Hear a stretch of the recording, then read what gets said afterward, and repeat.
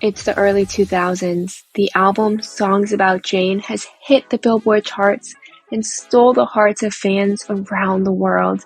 Maroon 5 is reaching an extraordinary level of fame, and yet the founding drummer is silently struggling with his physical and mental health. Welcome to Normalize the Conversation.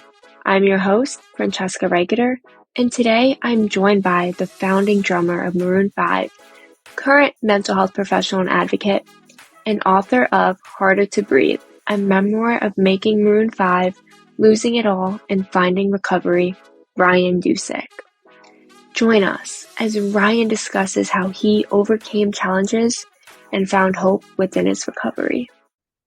Ryan, thank you so much for joining me today. I'm really excited for our conversation. But before we begin, I really just want to check in. How are you really? I'm a little bit tired today, I'll be honest. It's been a whirlwind of late. I've been doing some more speaking gigs. I just, in the last couple of weeks, traveled to Austin for the South by Southwest Festival. I just got back this weekend from Las Vegas, where I spoke at a conference for music educators, and then went to the opening of the Maroon 5 residency in Las Vegas, and to their pop-up shop where I signed some copies of my book.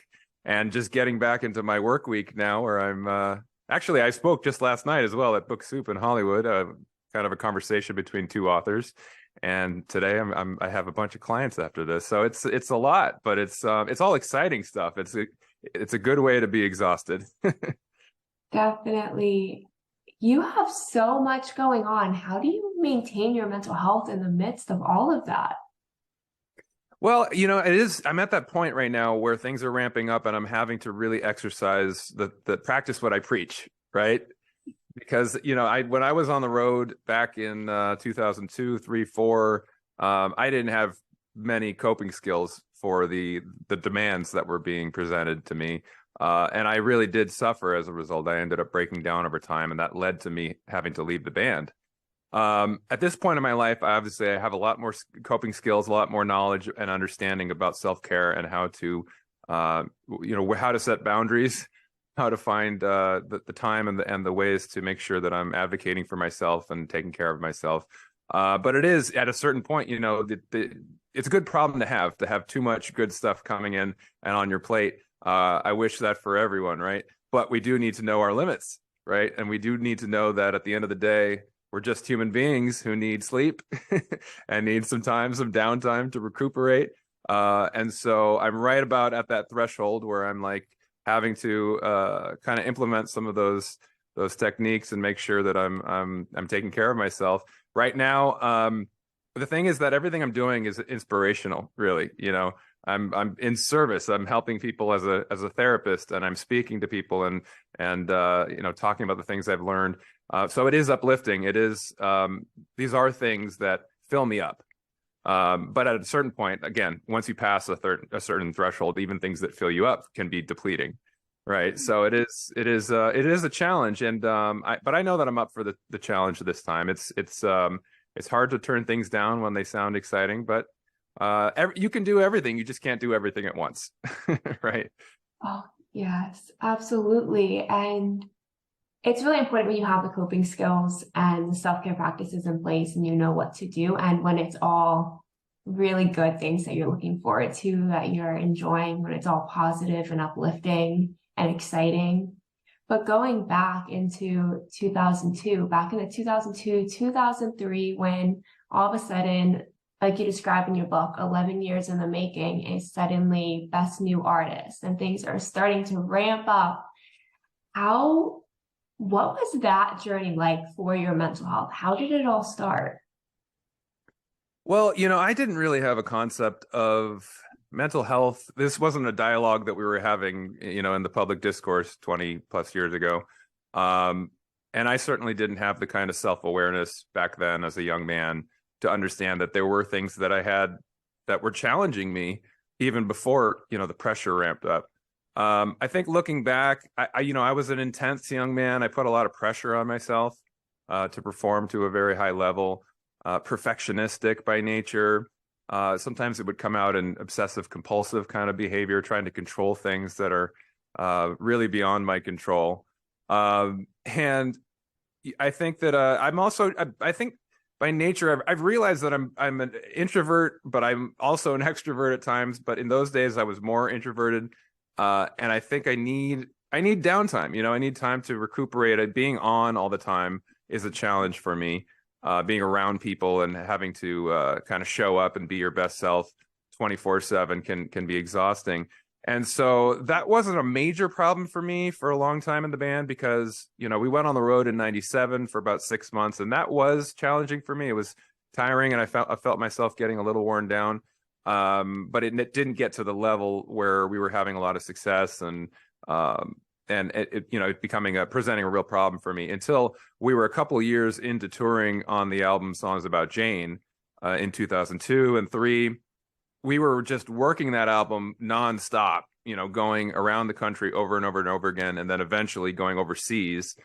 And then we had a hit, and then we had a platinum record, and then we were, playing The Tonight Show and Saturday Night Live and going to London and Tokyo and everywhere you could imagine. And that's when it really became challenging for me because all of that internal pressure that I put on myself, all of the ways in which I was living already at 10 was just kind of thrust over the top by the external pressures that were now put on the band and that I didn't really have much control over. I couldn't say I need a self-care day, or anytime I would say I need a week off or a month off, they'd say sure, sure, sure, but then now the record's coming out in Australia and we need to go there for a week, and now this next single is coming out in South America and we need to shoot a video and go do press. And so they're really just, it kept going and going, and I kept sort of compartmentalizing until I couldn't compartmentalize anymore. It just came bubbling to the surface in the form of this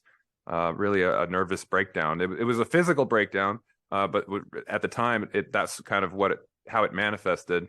But really looking back, I can see how it was mind, body, and spirit. It was my whole constitution. It must be really difficult when you're going and going and going and you have no chance to slow down. You don't really have that control. You don't have the control to say, like you said, I need that month off. I need a day. I need to just rejuvenate, recuperate, get myself together for a second and catch my breath. And as someone who you said really liked having control and needing that piece of control, kind of losing really any sense of control over your schedule and where you need to be and how you need to behave, because when the world's looking at you, you have to have that smile on your face, right? You have to seem like everything's okay all the time. So to go from needing control to suddenly having no control, I can't imagine how debilitating that must have felt. Yeah, it's an overwhelming feeling. In psychology, we refer to something that's a common occurrence called learned helplessness, and this happens with children a lot, where they have, as a child, you don't have any options. You have to do you're subject to the whims of your parents up until a certain age, and when you don't have any autonomy or can't remove yourself from a toxic situation, you learn that basically nothing you can do is going to have any effect. And so you just feel totally helpless and defeated. And that can have a real effect on your psyche. I think that's at a certain point, that's what kind of settled in for me. What, not as a child, but in the position of doing what I had dreamed of doing. And that's what was kind of like a mind F. I don't want to use profanity for me, because it was like, this was the thing that we had been dreaming of for years, was reaching this level of success and having the world noticing our music and having these opportunities to perform on big stages and meeting our heroes and doing all these wonderful things. And yet at the same time, I felt like I had no control over anything, that I had no autonomy. I couldn't really make a decision for myself in terms of what was best for me. And so I really felt helpless and kind of beat down. And that was another element to it. It was because, my body was breaking down. That was the very tangible thing that was happening. But there was a deeper down feeling that I couldn't keep up with all of the demands, and therefore felt kind of defective. Yeah. What was that defining moment for you when you realized that I can't keep going like this? I can't keep doing it this way? Well, I do remember one moment in particular that stands out in my mind because there were a lot of those moments where we'd be in the middle of a tour and just kind of like trying to keep spirits up. Let's keep going. We got another couple weeks on this tour, and then we'll have a few days off before the next one. And then we'd get handed an itinerary and realize, oh man, there's another 6 months of this, and I would just get kind of dejected and very mixed emotions, excited, but also just feeling kind of beaten down. And in 2004, when the single This Love was blowing up all over the world and we were traveling overseas, and I was very jet lagged and getting physically exhausted and mentally and emotionally worn down. I remember we played a show in Milan, Italy. I think we were there actually to do Total Request Live, the MTV TRL Milan, which was a huge show at the time, and they had the whole what do you call it, not the quad, and it was in Italian, the piazza right in front of the Duomo, and it was packed with Maroon 5 fans with all of these placards. And so just a bizarre, surreal moment of realizing how big we were overseas at that point. And we played a show that I felt really didn't go well for me because I was tired.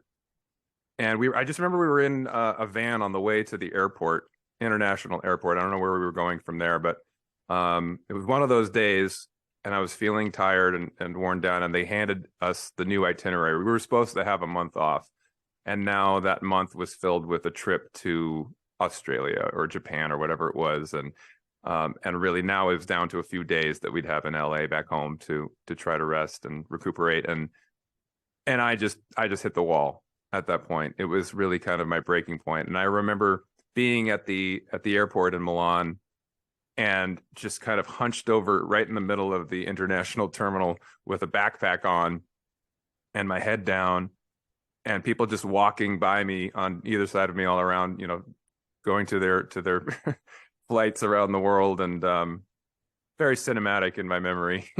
I think the other guys in the band knew that I was not in a good place, and they just kind of left me there and didn't bother me. And I think Jesse even took a picture of me, and there's a picture of me somewhere in that position, huddled in the middle of the international terminal with a backpack on and just feeling totally broken. So that was the moment that stands out in my mind as kind of the breaking point. It has to be so surreal when suddenly everything you dreamed of is finally happening, and yet it's just too much. I know for me personally, I had experienced similar where last year I was flying across the country every week, and I just was like, this is what I want to do. I'm so excited. I love it. And yet I was never in the same time zone for long enough to just readjust my schedule to figure out when to sleep or what time it was, and feeling completely overwhelmed and just shutting down. And I know for me, that resulted in a lot of anger toward myself for not being able to handle what I had been dreaming of, what I've been working for the past decade. And I'm curious for you, what was that kind of feeling like when you got to that point? And, it seems like everything's happening and you're sitting there head down in the middle of the airport, like, this is just too much. I definitely resonate with that the anger toward myself, wondering why I couldn't hack it, feeling like a failure. I think, the psychology is so complicated to a certain extent. If you fixate on the negative, it can be a self-fulfilling prophecy. I don't know how much it was that and how much of it was inevitable just in terms of the demands that I was under and having that level of challenge in my life. But I remember thinking months before that I can't hack this. Like, I'm not good enough. There's something wrong with me. There's something to my core that's defective, and this is all going to end badly for me. I'm going to go down in a blaze of glory. And I just hoped it wasn't in a truly embarrassing way, on stage, on live TV in front of millions of people or something. But just having those images in my head of doom, right? And just that sort of self-loathing building up inside of me, and my confidence getting lower and lower is affecting my self-esteem. And when you're in that state, you're even more depleted, right? You're adding insult to injury, already feeling dejected and defeated, and then insulting yourself and criticizing and judging yourself and telling yourself you're not good enough. It was just a downward spiral, right? And in retrospect, I don't know, how much more I could have done or what I could have done better, because it was really difficult. But I just know that in a lifestyle like that's inherently overwhelming and unbalanced, the least I probably could have done and would do differently now is to try to create some balance within that unbalanced lifestyle, to take whatever moments I had to myself, to center myself, to rest, to meditate, to prioritize just basic human needs in terms of my diet and exercise and connection with my fostering my relationships, communicating my feelings, talking to people about what I was going through and being vulnerable and not bottling it all up, sharing those feelings when I was feeling beaten down. And there's so much I could have done and have learned that I can do now this time around, if things do become that intense. Which again, it doesn't obviously take away the challenges of life, because life always presents challenges. But I think that the difference is not seeing those challenges as threats, just seeing them as what they are, challenges and opportunities to grow and learn about ourselves and find ways to be our best self, which doesn't mean always being perfect, expecting ourselves to be like always on a 10 and the absolute utmost of our potential. It's just our best self is the best that we can provide in that moment in the context of taking care of ourselves. It is. And it's such a shame that we often don't see that. And that self-criticism. I mean, I heard a statistic like 80% of our thoughts are automatically negative. So we're constantly criticizing ourselves and telling ourselves everything that's wrong with us, making that self-fulfilling prophecy happen, and beating down on ourselves worse and worse, and seeing all these challenges, like you said, as threats is so exhausting and overwhelming and debilitating and frustrating. It becomes too much, and learning how to reframe it is everything. When did that kind of shift happen for you, when you were able to reframe challenges from threats to opportunities to grow? It took a long time for me. We learn things in our own time, and I really suffered after that breakdown for about a decade. When I left the band, I lost kind of my whole sense of identity. My whole self-definition was kind of wrapped up in that life and who I was. And I'd been working towards that for over a decade. And so I didn't really know who I was if I wasn't the drummer in Maroon 5. And then everything I was doing, I was comparing to that life, and to what they were still doing. They were still out there having hit records and big tours. And I was back home feeling sorry for myself. So there was depression. There was the grief of that loss, which was a process I had to go through.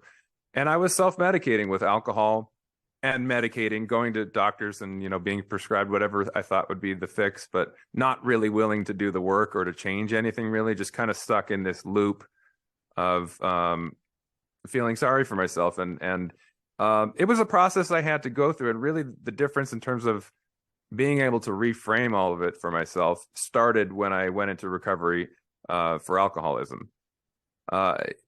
Quitting, that sort of pattern of escape of the feelings and avoidance of the things that made me uncomfortable. I was also deeply into a pretty severe anxiety disorder at the time. Panic attacks pretty much daily. When I wasn't drunk or on a pill or something, I was extremely anxious, even agoraphobic, had a hard time going out into the world. So when I got that dependence out of the way, when I had to sit with the feelings, it was very difficult at first. It was challenging. It was terrifying. But relatively quickly, I learned that it wasn't impossible and that it was something that I could manage.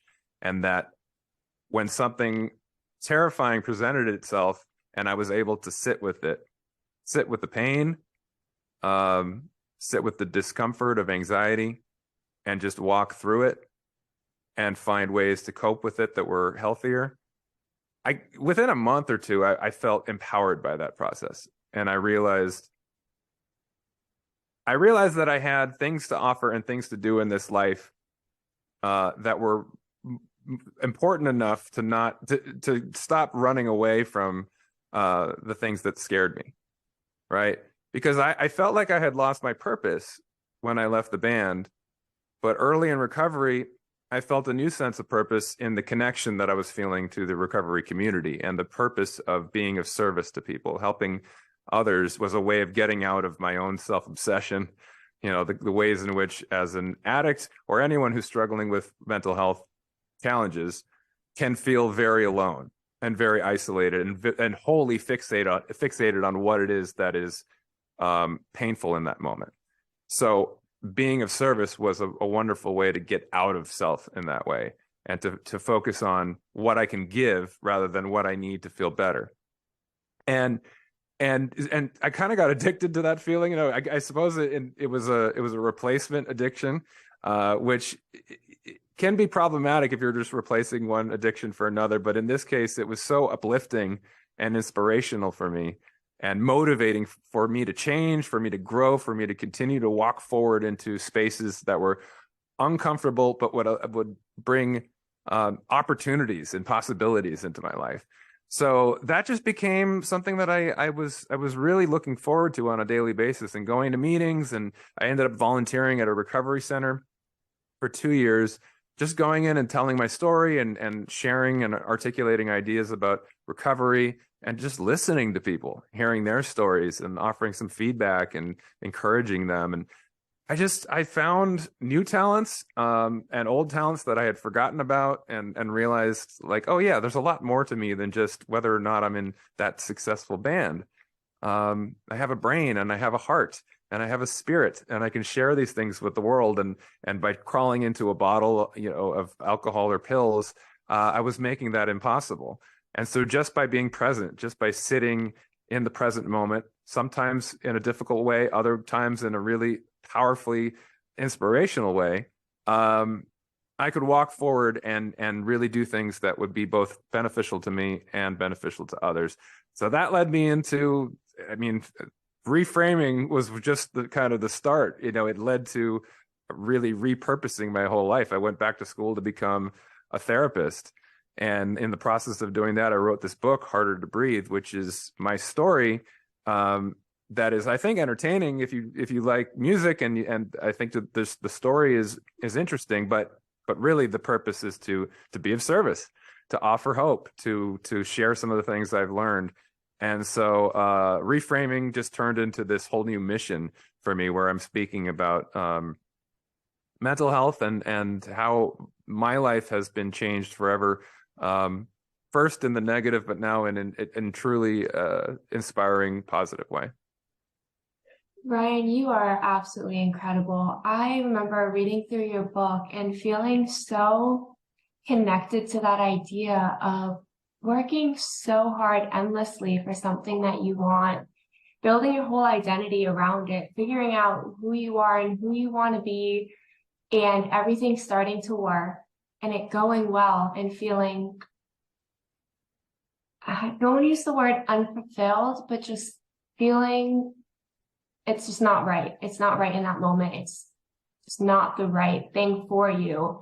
And seeing all of your passion kind of fade away in it, and all finding your purpose, losing yourself in the midst of it, no matter who you are or what you're doing in life. I think that's something people can relate to, right? Is working hard towards something, having their identity within that. And one day it's just, life's changed. Things have changed. You're not the same person.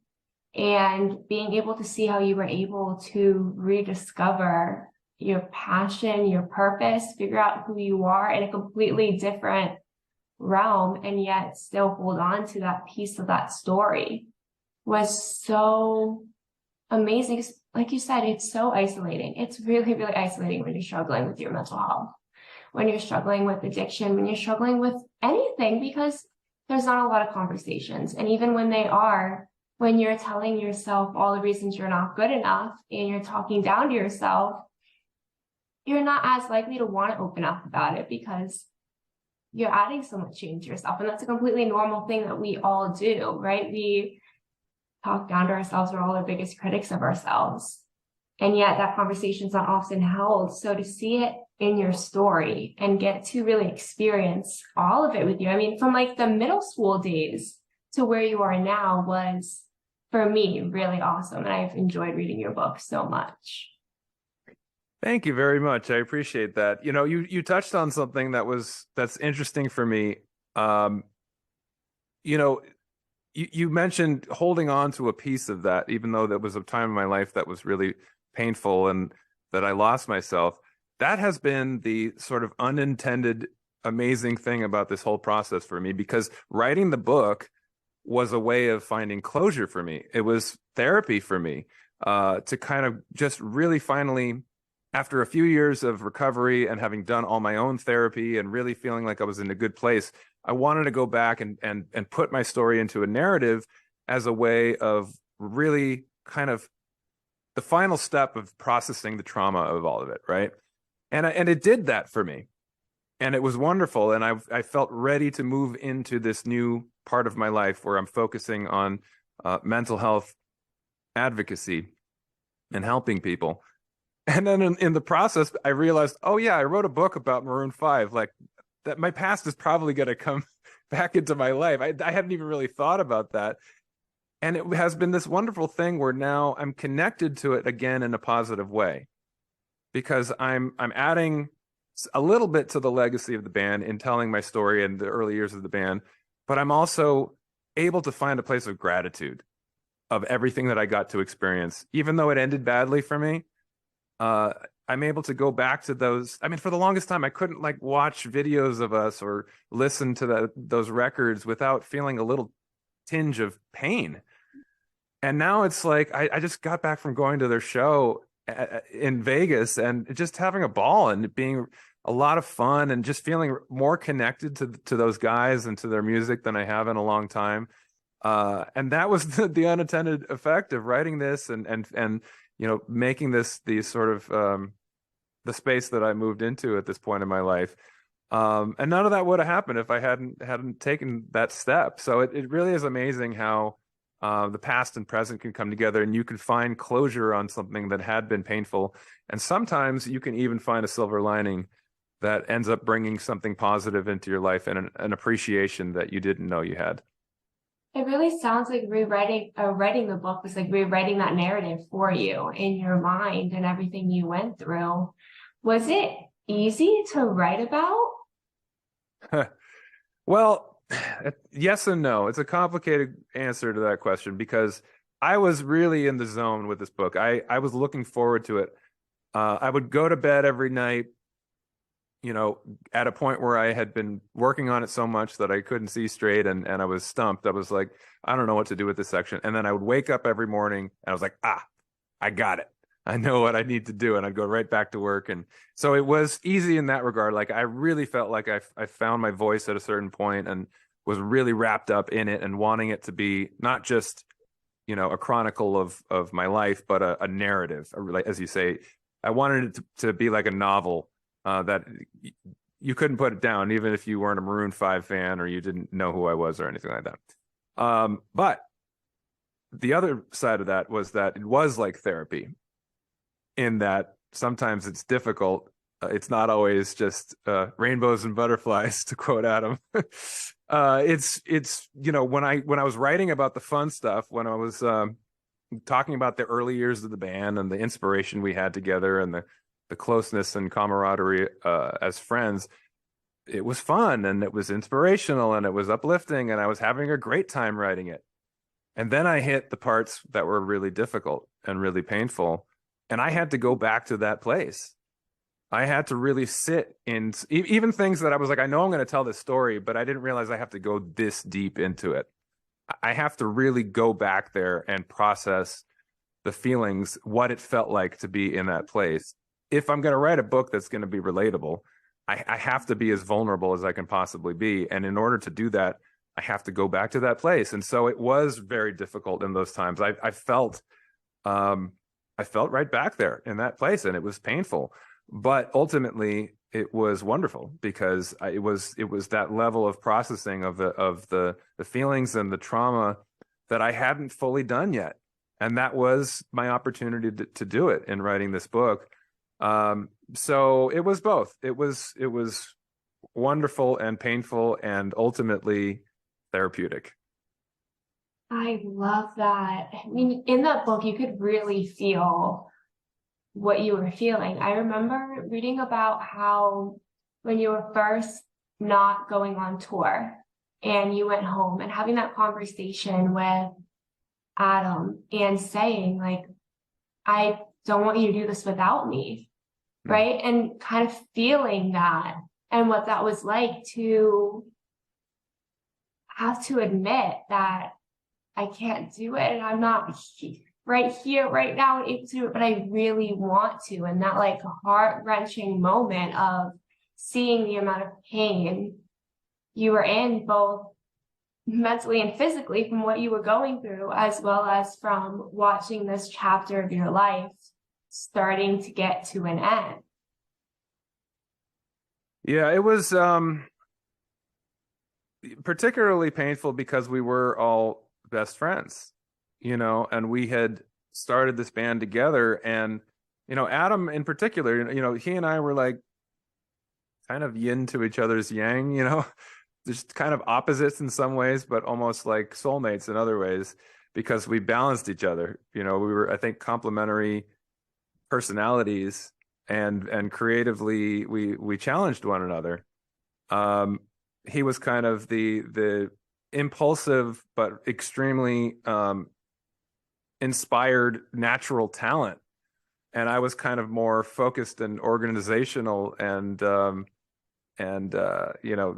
perfectionistic. And I think that we balanced each other out in a really beautiful way.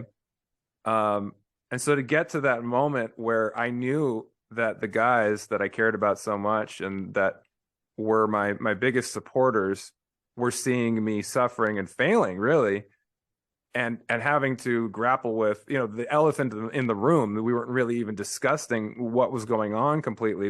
It was that of which we do not speak of. Um, just kind of pretend like it's not happening. But I knew deep down inside, they all were like, what's going on with Ryan? Why is his playing getting worse? Why is he acting differently? What is, and just, I just feeling more and more separated and distant from my best friends, and feeling like our lives, this whole world that we had built, was getting bigger and bigger, but I was feeling smaller and smaller and more isolated. And um, it all just made it so much more painful because I didn't want to let anyone down. I didn't want to let my buddies down.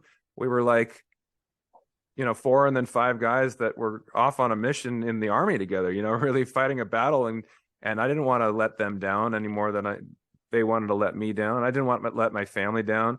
I didn't want to let myself down. And yet I felt like I was letting everyone down. So that just made it that much more difficult, and more of the reason I think why I was able to sort of push it down and compartmentalize for such a long time. It wasn't something that happened in one night. It wasn't something that happened on one tour. It wasn't even something that happened in one year. It happened over a matter of a few years. And during that whole time, just pushing it down and just pretending like maybe if I just pretend this isn't happening, it'll go away.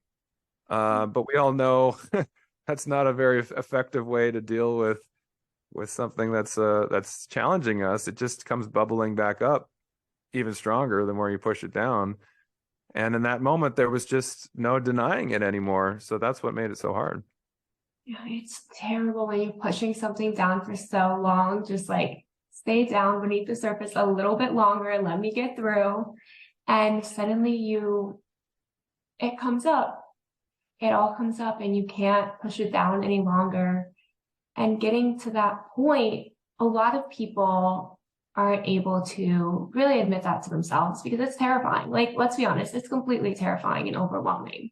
And it's not what you had planned. And when it's not what you had planned, that's a lot to just admit to yourself, and let alone be able to admit it to other people and have a conversation. And not only did you have to admit it to yourself, you had to be able to admit it to your band and then to basically the entire world. How did you get to that point where you were able to come to terms with it and have a productive conversation and kind of be able to transition through it? Well, it wasn't really my choice, when I left the band. Ultimately, I would have just tried to keep pretending like I could deal with it and push it down, and even though I knew that it wasn't working, and ultimately the band had to make the decision to move on.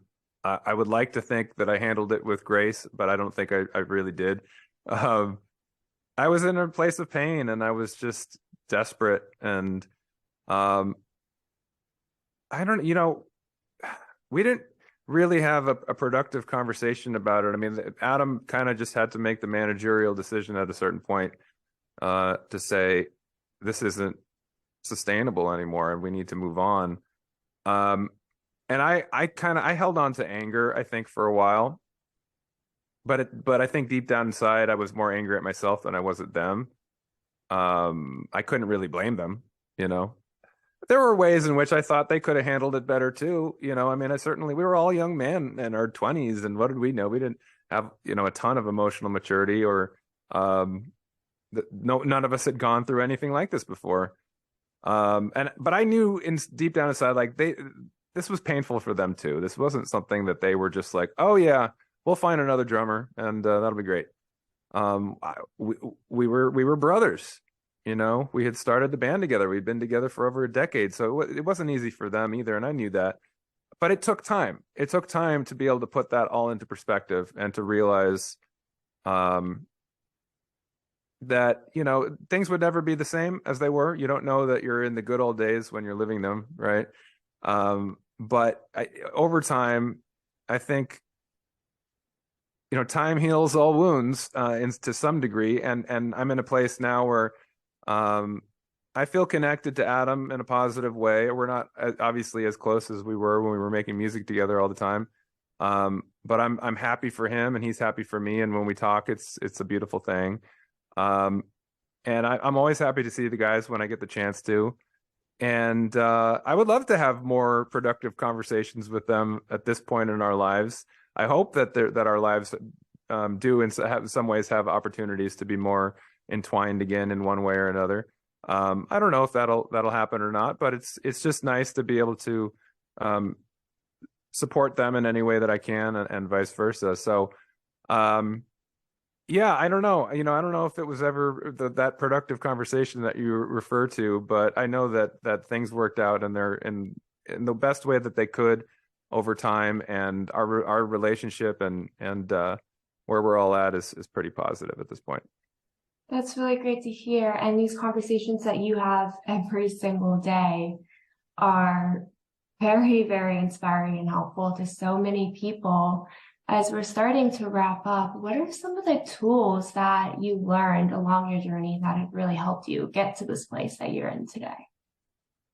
Well, I think the most important thing, we already kind of touched on it, but I'll expand on it a little bit, is this idea of seeing challenges instead of threats.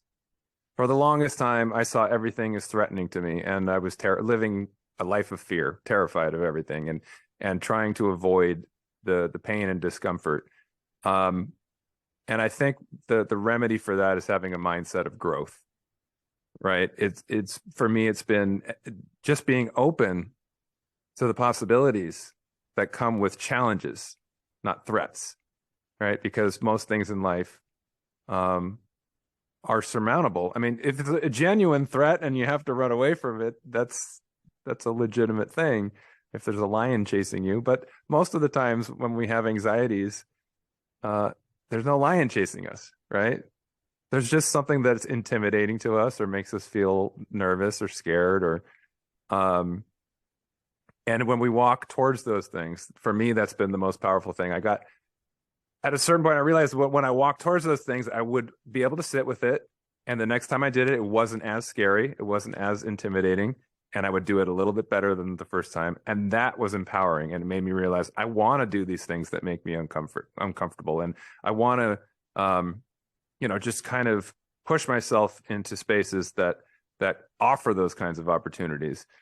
And that just doing that every day, just without any master plan of what that would lead me to, it just kind of propelled me forward into the next indicated action each day. It's like, oh, that thing seems a little bit scary. Let me do that. Let me walk into that space. And then all of a sudden that meant I was sober. And then I did that another day. And all of a sudden that meant I was doing something fulfilling, being of service to other human beings in a helpful way. And I did that for a few more days. And all of a sudden I was in grad school, getting a master's degree in clinical psychology. And I just kept doing that. And then all of a sudden I was writing a book and I was a therapist. And then all of a sudden I was speaking in front of people and talking about mental health. And so you get the idea, the pattern here. There was no master plan. It was just the next indicated action, just walking into those spaces of discomfort, instead of running away from the anxiety, and just being open, having a mindset of growth. This is not going to kill me. It's actually something I can learn from.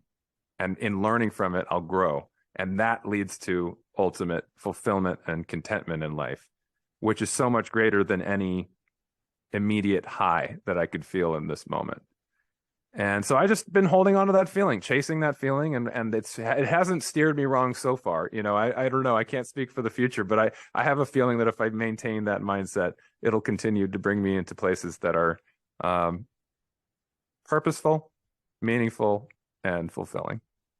There's so much power in a growth mindset and learning to look for all the opportunities to grow, even in the hard times and mistakes in the face of so much unknown. I mean, the world has had so much unknown happening for so long, and learning to look at it from a sense of growth, of opportunity, instead of dread and this debilitating fear is beyond incredible.